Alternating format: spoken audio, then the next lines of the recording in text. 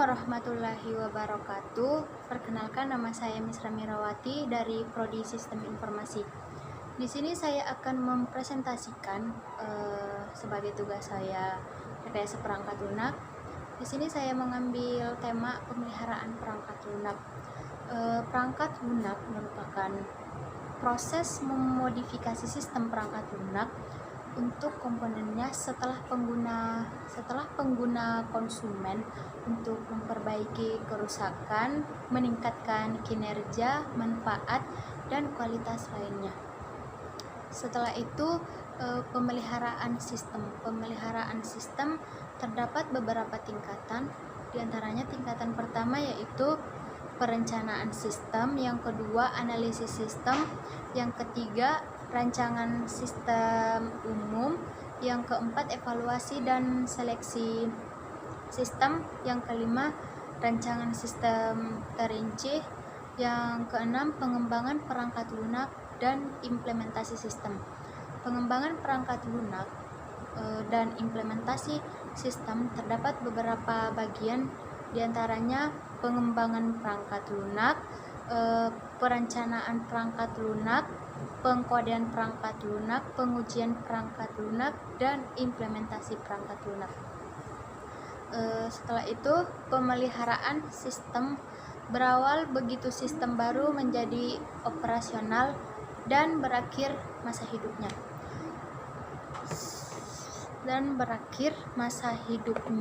Setelah itu, di sini terdapat jenis pemeliharaan. Jenis pemeliharaan terdapat 4 bagian atau 4 macam. Terdapat 4 macam, diantaranya yang pertama pemeliharaan korektif, pemeliharaan adaptif, pemeliharaan penyesuaian, pemeliharaan penyempurnaan, dan yang terakhir pemeliharaan preventif. Slide berikutnya yaitu siklus hidup pemeliharaan sistem atau SMLC.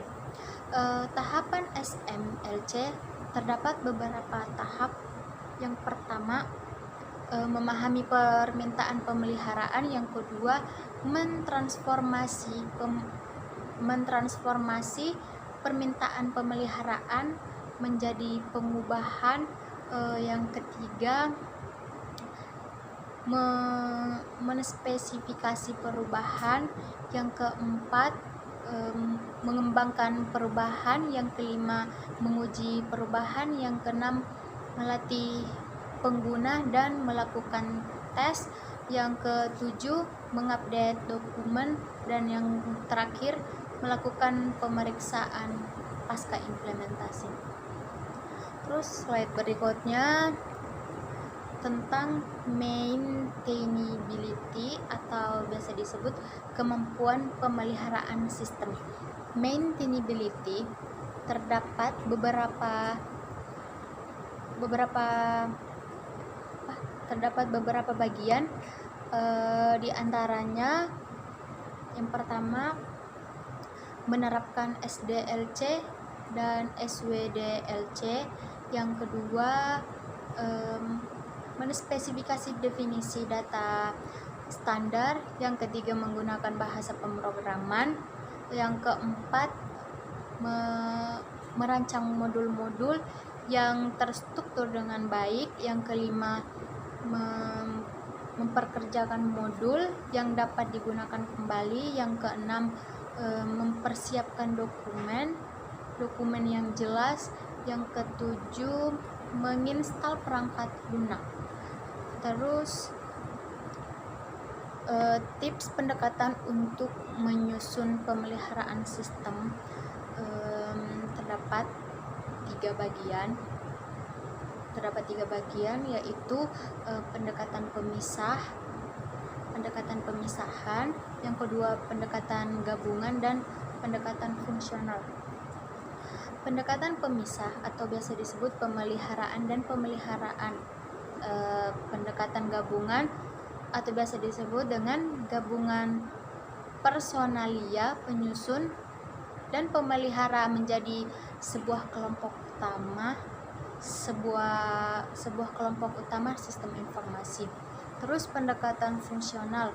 Pendekatan fungsional atau biasa diartikan sebagai variasi dari pendekatan gabungan dengan memindahkan tenaga profesional sistem dari sistem informasi dan menguasai mereka pada fungsi bisnis untuk menyusun maupun memelihara. Terus slide berikutnya tentang cara GIS tools yang membantu pemeliharaan. Di sini ada 5 cara, yaitu rekayasa maju atau forward engineering, yang kedua rekayasa mundur atau reversi engineering, yang ketiga rekayasa ulang atau re-engineering, yang keempat restrukturisasi atau restruktur, dan yang terakhir yaitu sistem pakar pemeliharaan atau maintenance expert system. Terus slide berikutnya yaitu tentang mengelola pemeliharaan sistem. Mengelola pemeliharaan sistem terdapat beberapa bagian atau terdapat beberapa aspek, yaitu yang pertama menetapkan kegiatan pemeliharaan sistem, yang kedua mengawali dan merekam kegiatan, yang ketiga menggunakan sistem perangkat lunak help desk, yang keempat mengevaluasi aktivitas pemeliharaan sistem, yang kelima mengoptimalkan program pemeliharaan sistem. Terus slide berikutnya, di sini terdapat diagram tentang cara mengelola pemeliharaan sistem. Di sini ada diagramnya, bisa dilihat. Oke. Terus slide terakhir yaitu resiko apa saja yang CMS hindarkan.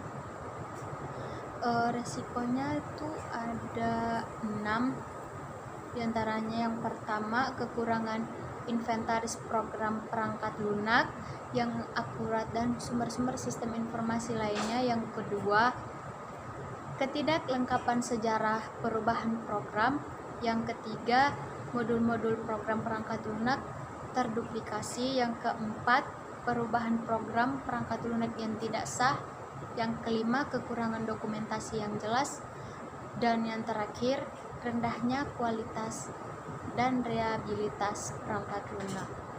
Mungkin sampai di sini saja presentasi yang bisa saya bawakan. Lebih dan kurangnya mohon dimaafkan karena saya hanya manusia biasa yang masih belajar. Dan saya akhiri dengan ucapan wassalamualaikum warahmatullahi wabarakatuh. Terima kasih.